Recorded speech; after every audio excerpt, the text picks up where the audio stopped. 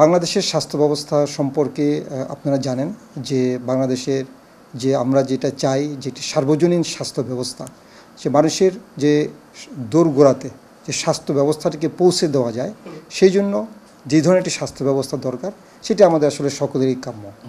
এবং আমরা চাই যে এই যে বিশ্ব স্বাস্থ্য সংস্থা যে সচেতনতামূলক যে অনুষ্ঠানটি, এটি আসলে প্রতি বছরই র্যালি কিংবা সভামূলক এবং মানুষকে সচেতন করার জন্য বিভিন্ন ধরনের চিকিৎসা শিবির তৈরি করা হয়, যেখান থেকে চিকিৎসা প্রদানও করা হয়। তাহলে এই সচেতনতামূলক অনুষ্ঠানটি আসলে আমাদেরকে মানুষকে স্বাস্থ্য সচেতনতার ব্যাপারে আরও জাগ্রত করে তোলে। কিন্তু আপনি দেখবেন যে আমাদের বাংলাদেশের যে স্বাস্থ্য ব্যবস্থা অনেকটি আমলাতান্ত্রিক। এই আমলাতান্ত্রিক জটিলতার কারণেই এই স্বাস্থ্য ব্যবস্থাগুলো কিন্তু সঠিকভাবে যেটা মানুষের স্বাস্থ্যসেবাটা একবারে দোরগোড়াতে পৌঁছে দেওয়া সম্ভব, সেটি হয়ে থাকে না। এবং সেই টারশিয়ারি লেভেলেও এখন পর্যন্ত স্বাস্থ্য ব্যবস্থাটি যেটুকু দেওয়া দরকার ছিল সেই পর্যাপ্ত পরিমাণে সেটি কিন্তু গড়ে ওঠেনি। তা আমরা চাই যে এটি আসলে স্বল্পমেয়াদী কিংবা মধ্যমেয়াদী বা দীর্ঘমেয়াদী পরিকল্পনা চিন্তাভাবনা করে কীভাবে এই স্বাস্থ্যসেবাটা মানুষের দোরগোড়ে পৌঁছে দেওয়া যায় সেদিকে চিন্তাভাবনা করা উচিত।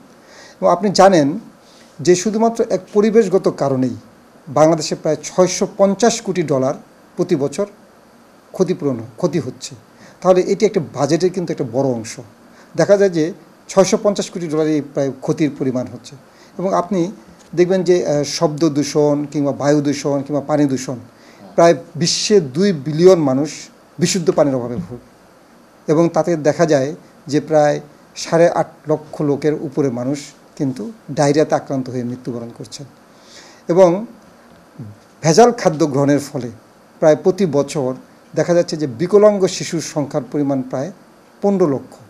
তাহলে আপনি দেখবেন যে এই যে বিভিন্ন পরিবেশগত কারণেই কিন্তু আজকে এই আমাদের যে স্বাস্থ্য ঝুঁকিটা সেটা কিন্তু অনেকাংশে বেড়ে যাচ্ছে।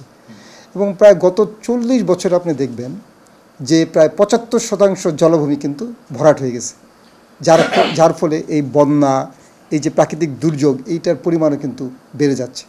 তাহলে বাংলাদেশে কিন্তু আইন আছে, কিন্তু সেটি কিন্তু বাস্তবায়ন নেই। আপনি দেখবেন যে তৎকালীন গভর্নমেন্ট 2002 সালে পলিথিন যে ব্যবহার এটিকে কিন্তু নিষিদ্ধ করা হয়েছিল, কিন্তু এখনও দেখবেন যে সেটি কিন্তু পর্যাপ্ত পরিমাণে কিন্তু বাস্তবায়ন হয়নি। কিংবা আপনার প্রায় দেখবেন যে 2 স্ট্রোক বিশিষ্ট যে বেবি ট্যাক্সি ছিল, যেটা বায়ু দূষণ করতো, সেই প্রায় 50 এই বেবি ট্যাক্সিগুলোকে কিন্তু তখন নিষিদ্ধ করা হয়েছিল। এবং সেখান থেকে কিন্তু প্রায় বায়ু দূষণটা কিন্তু অনেকাংশে কমে এসেছিল। কিন্তু আজকে কিন্তু দেখবেন যে কলকারখানার যে বায়ু দূষণ সেটি কিন্তু, বা মিলের যে ইয়েগুলো হয়, যে ইটের ভাটাতে যেই তৈরি হচ্ছে সেখানে যে বায়ু দূষণ, সেগুলোকে কিন্তু গভর্নমেন্ট কিন্তু এখনও নিয়ন্ত্রণ করতে পারেনি। তাহলে স্বাস্থ্য ঝুঁকির পরিমাণটা কিন্তু বেড়ে যাচ্ছে। এবং এই বায়ু দূষণের দিক থেকে দেখবেন যে বাংলাদেশ প্রায় তৃতীয় 2024 সালেই দ্বিতীয় অবস্থান দখল করেছেন। এবং ঢাকা এবং রাজশাহী কিন্তু প্রথম এবং তৃতীয়। তাহলে দেখা যাচ্ছে যে এই বায়ু দূষণের পরিমাণ, যে বায়ুর যে ক্ষতিকর পদার্থ যেটা আছে, আমরা যেটা বলি যে PM2.5, এটার পরিমাণ প্রায় 77.1% বেশি, যেটা কিন্তু প্রায় 10 গুণের মতো বেশি। তাহলে এইগুলোকে যদি আমরা নিয়ন্ত্রণে আনতে পারি, কিংবা আপনি যদি শব্দ দূষণের কথাই চিন্তা করেন, সেই শব্দ দূষণে দেখবেন যে আমাদের যে যারা নবজাতক শিশুরা, এরা কিন্তু আক্রান্ত। এবং যারা আমাদের এই রাস্তাতে ট্রাফিক যারা রাস্তাকে যানবাহনকে কন্ট্রোল করছেন, তাদের অনেকাংশে কিন্তু তারা কিন্তু এই শব্দ দূষণের কারণে তারা কিন্তু তাদের কানে কম শুনতে পাচ্ছেন। তাহলে এই পরিস্থিতির কারণে আমাদের দেখা যাচ্ছে স্বাস্থ্য ঝুঁকির পরিমাণটা বেড়ে যাচ্ছে। এই স্বাস্থ্য ঝুঁকিকে যদি আপনি কমাতে চান, তাহলে এই দিকে সরকারের অবশ্যই কঠোর নজর দিতে হবে। এবং আপনি দেখবেন যে খাদ্য ভেজালের কারণে এটা হয়, যে রাসায়নিক দ্রব্য যেগুলো মিশানো হচ্ছে, সেখানে কিন্তু বন্দরগুলোতে কিন্তু পর্যাপ্ত পরিমাণে এই রাসায়নিক যে এই ভেজাল এটাকে ধরার জন্য যেটা আমাদের কারখানা দরকার, সেই ব্যবস্থাটাও কিন্তু নেই। এবং আপনার BSTI বা এদের মাধ্যমে যে আমাদের যে ভেজাল খাদ্য যেটাকে আইডেন্টিফাই করার জন্য যে পরিমাণ পর্যাপ্ত লোকবল দরকার, সেই পর্যাপ্ত লোকবল পর্যন্ত কিন্তু নেই। তাহলে এদেরকে যদি আপনি কন্ট্রোল করতে হয়, তাহলে এখন থেকেই আপনাকে সুনজর দিতে হবে এই ব্যবস্থাগুলোতে। এবং আমলাতান্ত্রিক যে জটিলতাগুলো আছে সেগুলোতে কিন্তু আমাদেরকে নজর দিতে হবে।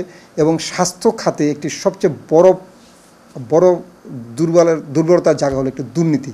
কারণ আপনি জানেন যে স্বাস্থ্য খাতের এই দুর্নীতি বাংলাদেশের যেই খাতগুলো আছে তাদের মধ্যে প্রায় 8ম স্থান দখল করে আছে, এবং তারা প্রায় দেখা যাচ্ছে যে স্বাস্থ্য খাতের যে দুর্নীতির কারণে আমাদের যেই পরিমাণ রুগীদের সেবা দেওয়ার প্রয়োজনীয়তা ছিল সেই সেবাটা কিন্তু আপনার থেকে রুগীরা বঞ্চিত হচ্ছে।